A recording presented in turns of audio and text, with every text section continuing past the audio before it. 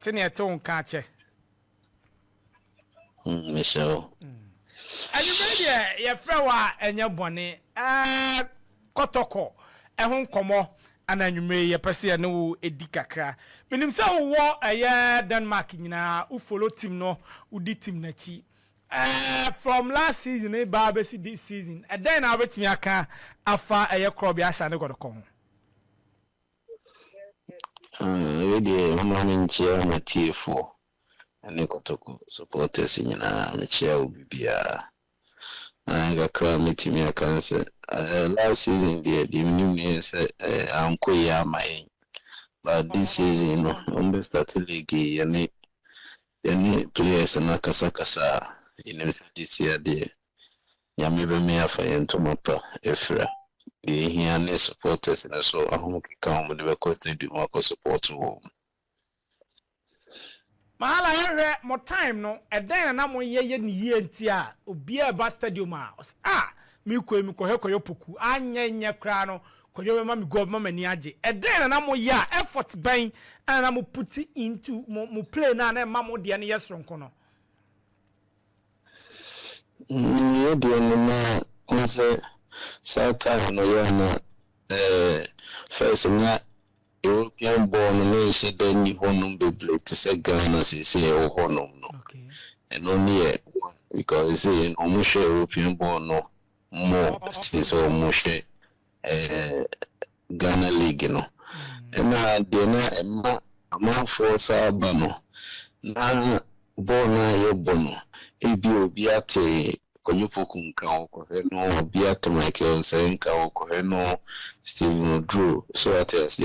na baby ani asatete no ebi a stand for nyina so mu ba be hwe Kwadwo Poku sa so na hemba so mu be sa be point as a mantemo no mu epu e ba be support o guys no mu ye dey etentamo no ko mi ka se dan akwase de bia no anu okọ eyo phone chi ono no akọ ma atunsufu no fans akopeja ne sa kire wo ne sa de ntimi anu so ka ho na support ni die kire sa okay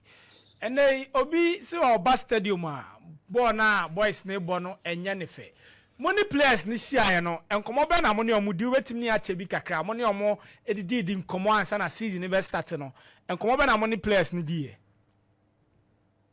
enkomo no omudi no ye ebiti say de mini okay aye de femu na ha wa wi ye mbo Kotoko na say de supporters ni si bua na say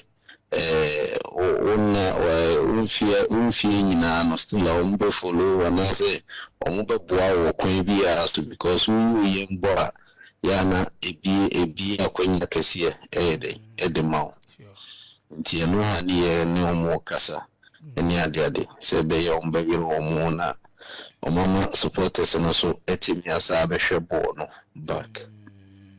okay etefo ene Kwadwo Poku Mahala ena edi komo all the way from Denmark or a former club ya Sand Kotoko player ana ene no edi enkomo mo time no na mo bobo na ye hu se mo de mo yi mo yam ena ebo na nso no boys no obi kasa adwuma ena meye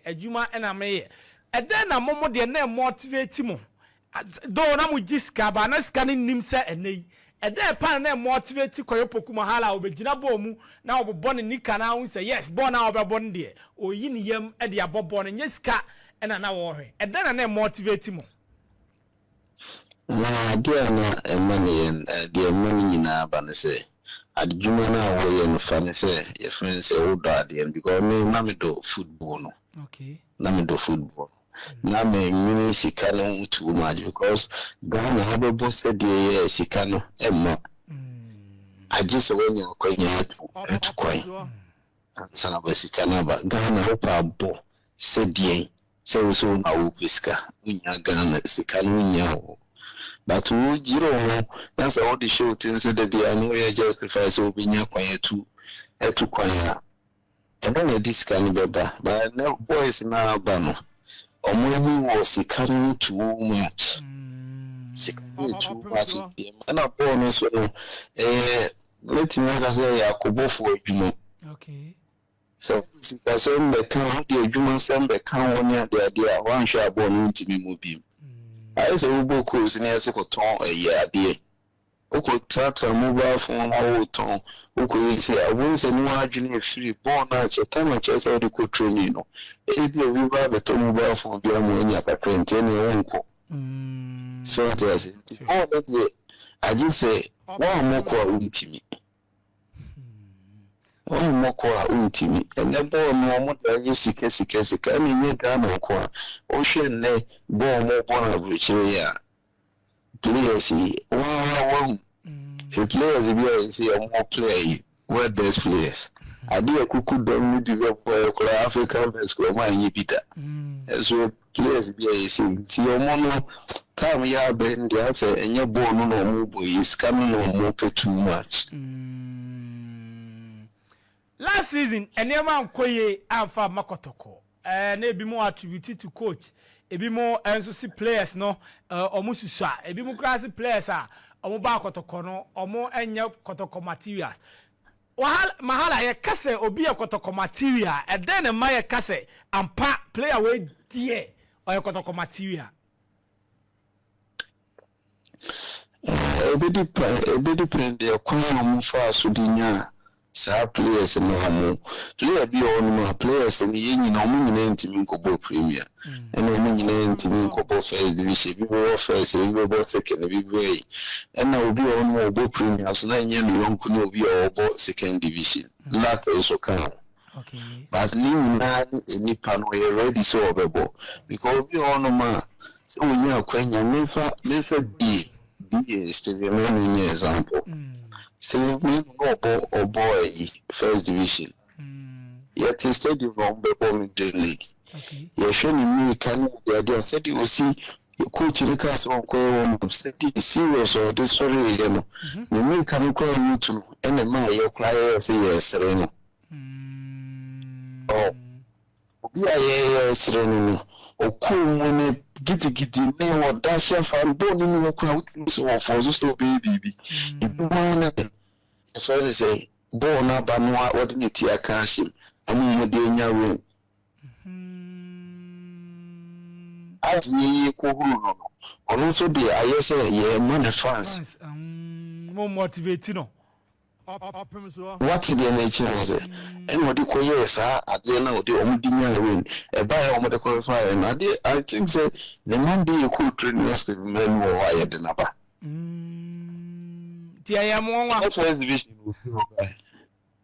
oba no see starting league e ja le won mo ti strikers kwa ni nshi go no be 5 goals hey Opemsuo okay. So what I say, look on what they are hoping so we. Over say obi on ma, obi premier, obi first division, but any good class to obi obi premier. In the end, they are na and found obi to go to other premier players and number Kotoko so in fact. Kotoko second division player your bar, na new break. So what I say, me say me free course and be ball premier. Free course, my under 17, my second year, and I would buy a. Intend the other from a crop one nimbo and a bono nimbo. Oh, okay. Mahala and they bono supporters Emma Omoma Stadium. And Waka player about Santo Kotoko supporters NCU for me. At the Sreb Bain and a Mahala at Bemomo. Is answer nay Kotoko air call boise. A ho ana Kotoko bebo home games esan say car for say baba ya no ye de bobo enye nti e na esefo atum nti e na Kotoko ekobo mu games ewo eye Oboase Linkley Sports Stadium at the Seban and at the Bema supporters going into Nyame Aduma Sunday Kotoko bo home enye Kotoko de omunye bidane friends Oboase kwa de say wo heya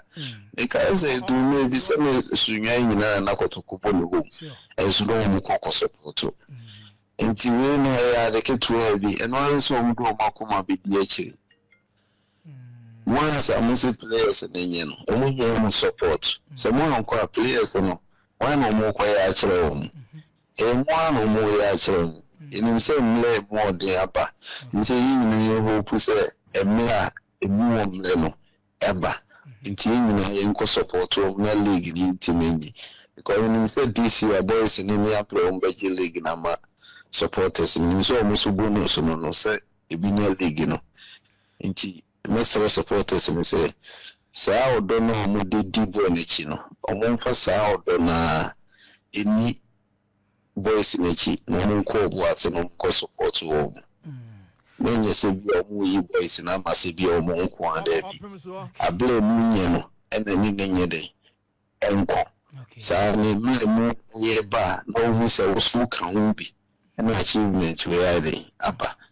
nti mesere omu so omu be support Kotoko ebi omu be papa mu boni mu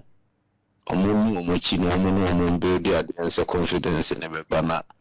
bibia kuya mi nyina. Mahala